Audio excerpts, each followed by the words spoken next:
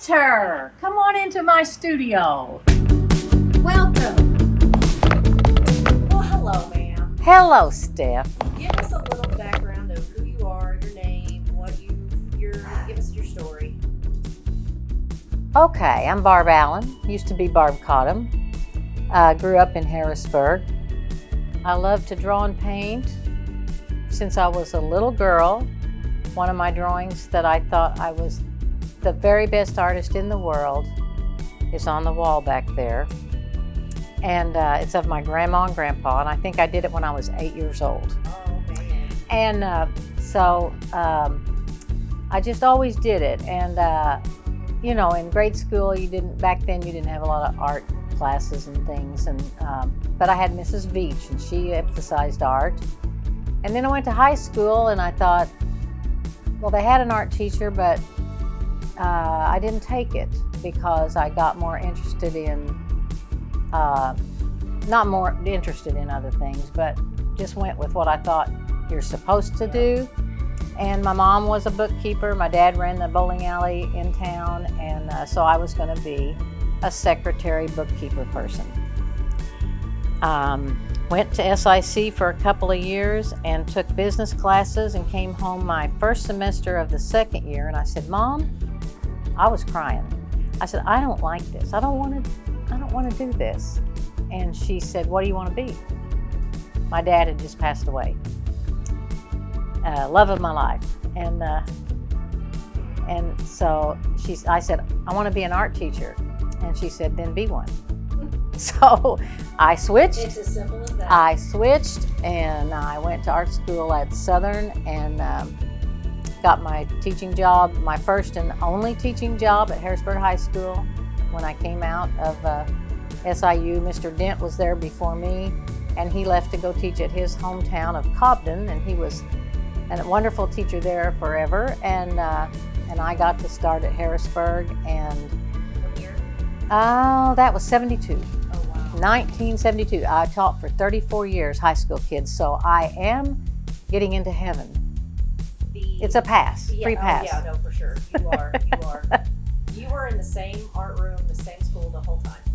I was. Of the whole 34 years. The whole well, except for the year off when I got that Teacher of the Year thing, and then I traveled the state and actually the whole world. Ended up in Japan on a thing. Did you really? Yeah, it was awesome. You know what I never knew what you did on that. Oh yeah, well I went to a lot of did a lot of speeches Yeah. at grade schools, high schools, colleges, art groups, things like that. And then one of the things we got to do was we got to go to space camp or go to Japan and see the school system. Well, I was afraid that I wouldn't look good in the spacesuit, and it's all science stuff, and I wouldn't know what to do.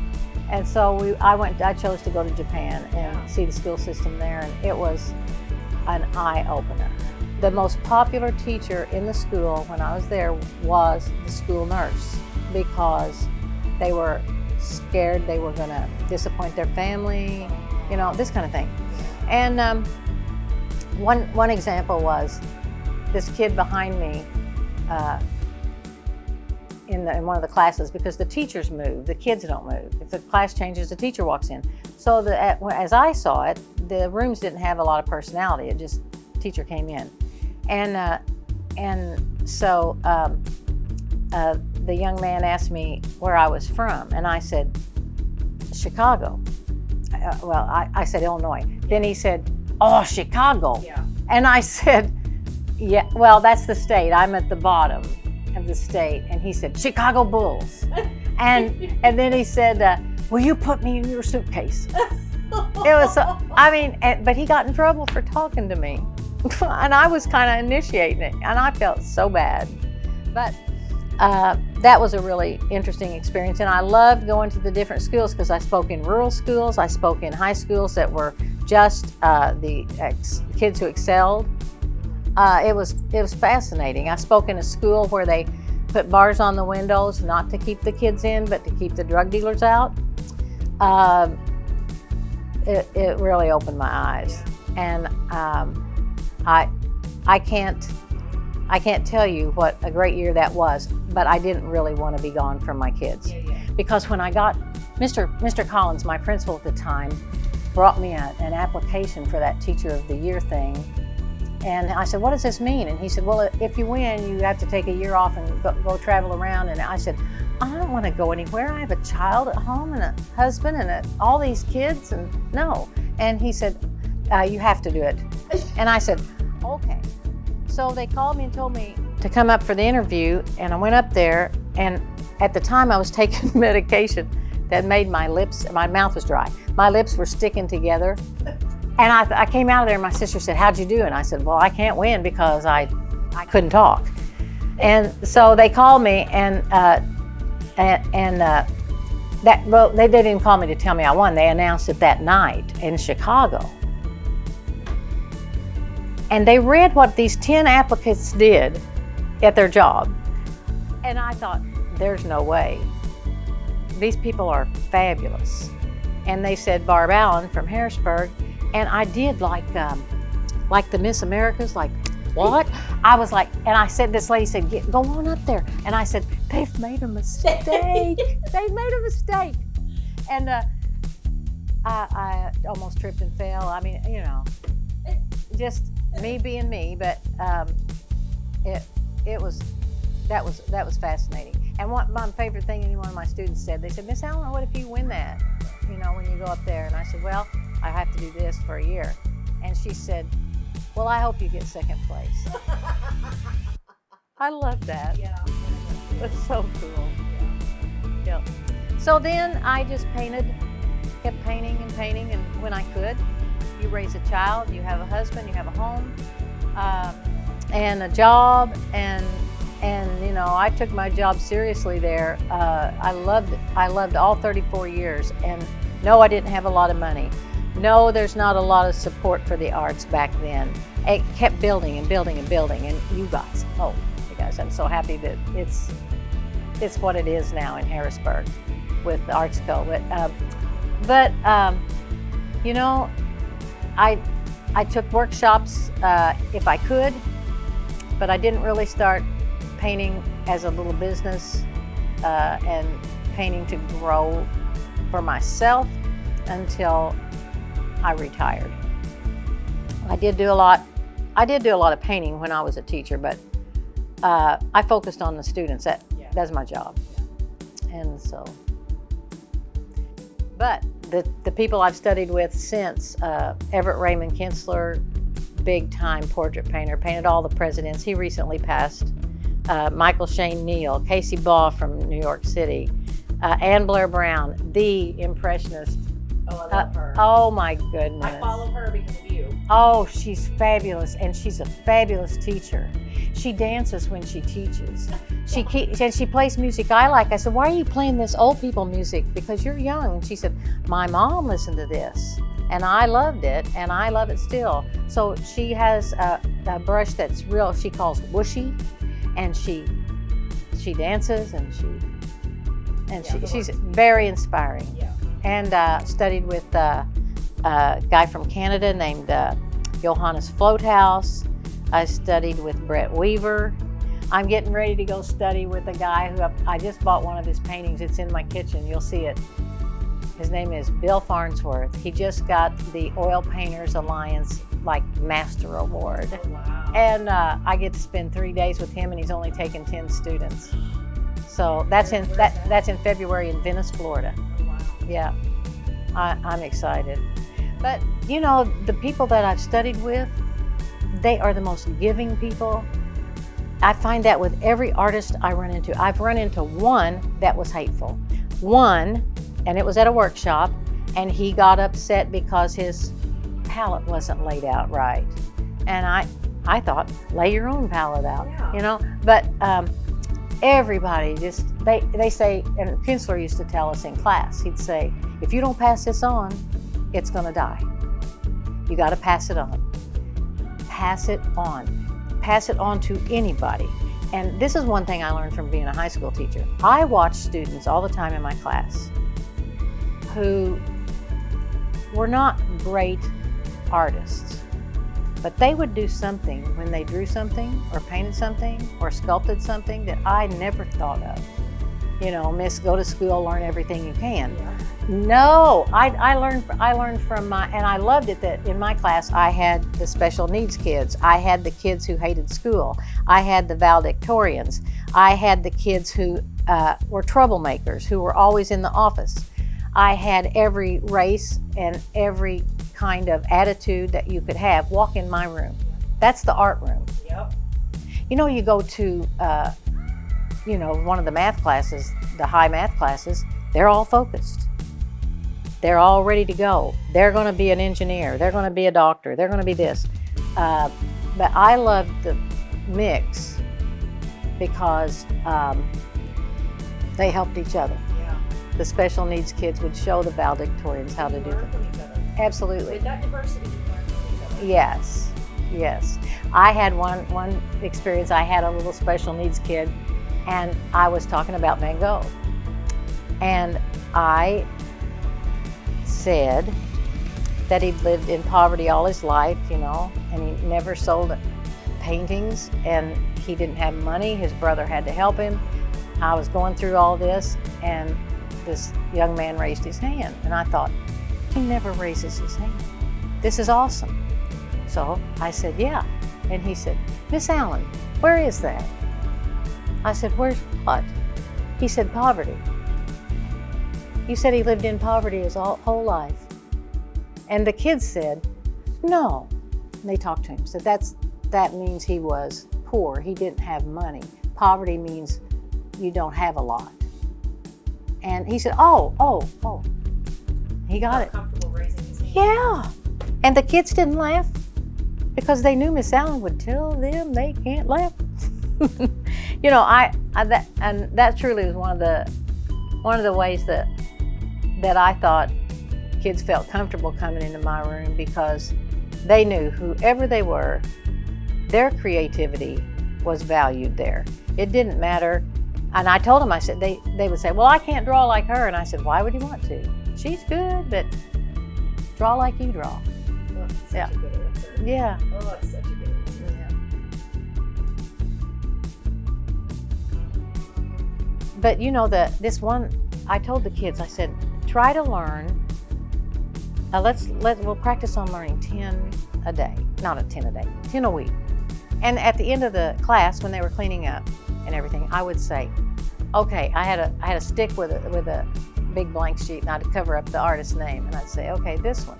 And the kids would all say what the artist's name was and the title. And then this one little boy looked at me funny. This was the first time we practiced.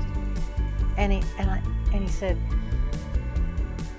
after we did 10, he said, you can go on. And I said, oh, you did more than 10? Yeah. And we went on, and he struggled a little bit, but he got almost every as we were going. And I said, keep going? He said, I thought we had to learn them all last night. I stayed up all night. 200! 200. And now he didn't get them all, but you know, I thought, oh my, Close enough. I need to make sure he's listening, or I speak louder or something, because that was too harsh. Yeah. Clothesline project. I Yeah. forgot that's what you called But it. and one funny story about that, I'll say his name because he wouldn't care. Kirk Thompson, who's a doctor now, a brilliant doctor. He said, because I told the kids, if you want to practice, I can even name the painting and you can tell me who the artist is. We'll walk the halls after school to get exercise. We'll go to the Dairy Queen. We'll get some ice cream. We'll practice. So a lot of the kids would do that. And Kirk said he wanted to walk for exercise, you know. So we were walking through the halls, and I had the book, and I was going through it and naming the artist or the name of the painting, either one, and he would answer. And I said, he told me at the beginning of art class that he wasn't good at art. He wasn't that excited about it. And I said, that's okay. You don't have to be. I said, but it's just good. It's good for you. And he said, I know. And I said, why are you so interested in making 100% on this test? And he said, because I'm going to be a doctor, and doctors talk about this crap. Okay. And I said, that's a good reason. That's a good answer. That's a good reason. Yeah. Yeah, you'll know what who they're talking about. You'll know your artist. Yeah, that's right.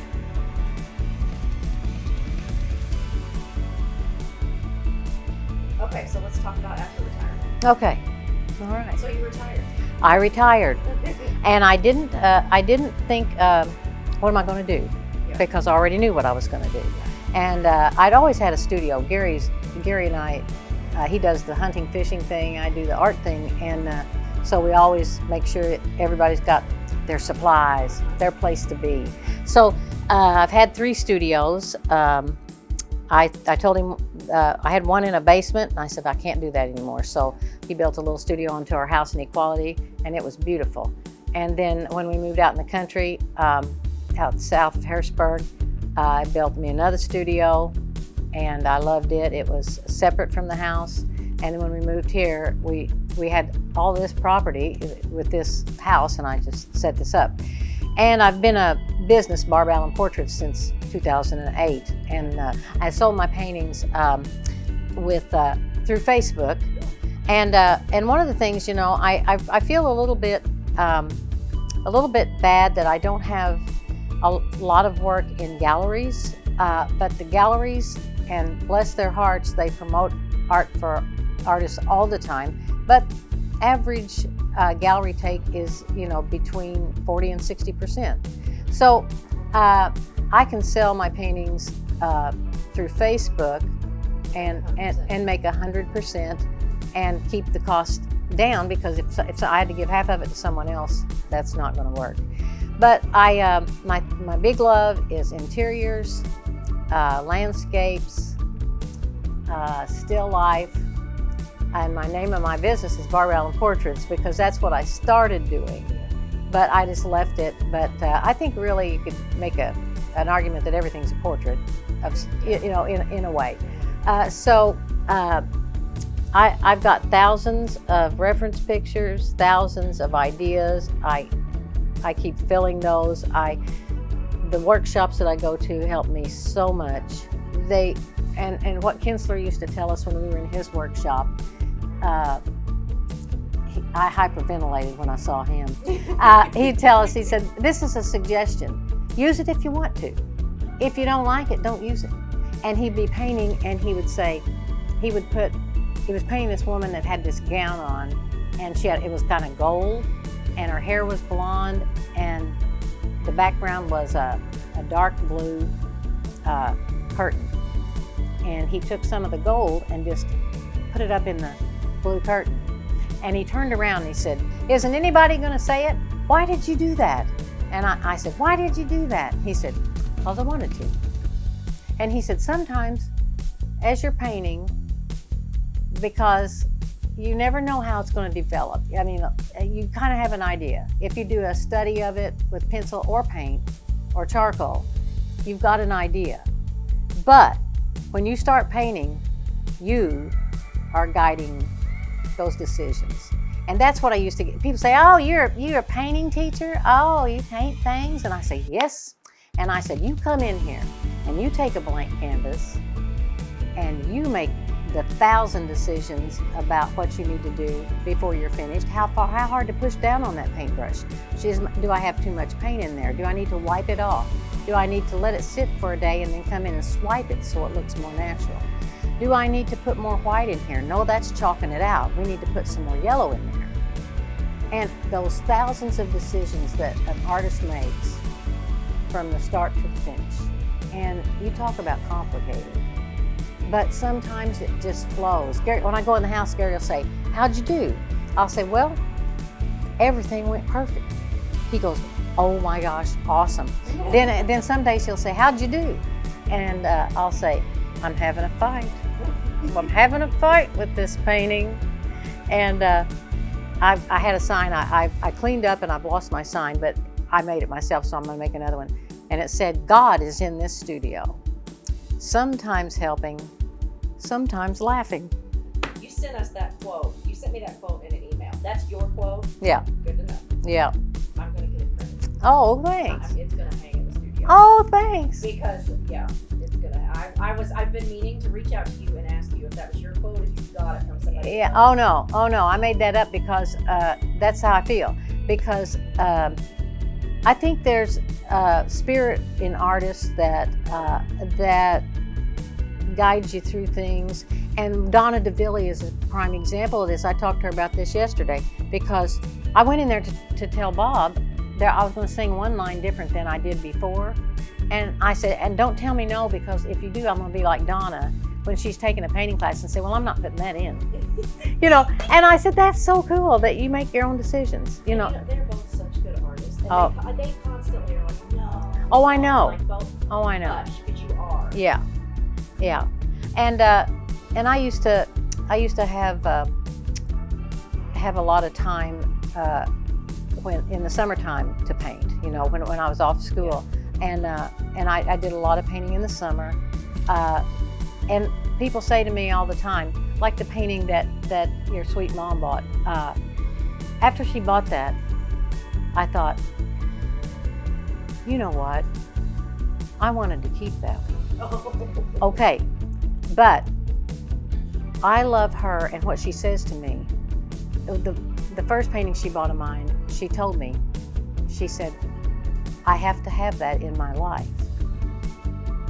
This is a person that deserves a painting that they want. You know what I mean?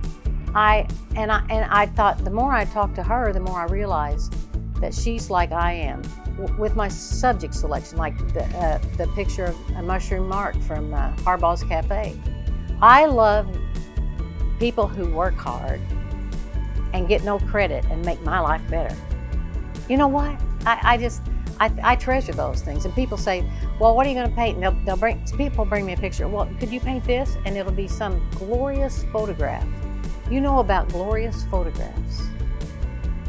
And there are things, Stephanie, that make good photographs that don't make good paintings. There are good paintings that would not make a good photograph. It's just, you got to know what you feel. That's why I just commissions. I make money painting what people want me to paint, but the older I get and the less time I have left to paint, I'm on the back nine. You're gonna live forever. Yeah, right. But I want to paint what I want to paint now, and I don't think it's being selfish. I think it's being honest and figuring out that if I don't have something invested in it, I can't spend a month on it, of my life. Well, there's still a magic spark that has to happen. Yeah, it does. Just a little magic spark that has to happen. Yeah, and people. I've seen people. I have this guy up here on my easel, and it was in some magazine, picture of a homeless man, and he's my inspiration. I love his face. I look at him and think about him, and I think, yeah, get busy, do something real, do something worth something, and be honest about it. So, but painting, and people say, well, how can you give that painting up? Don't you want to keep? I said, no. It's like I get the idea, I paint it, I go from blank canvas to finish to in a frame, and I go, out the door, please. Yeah, I got to move on. And if it makes somebody else happy, that is the thrill of it. That's the thrill.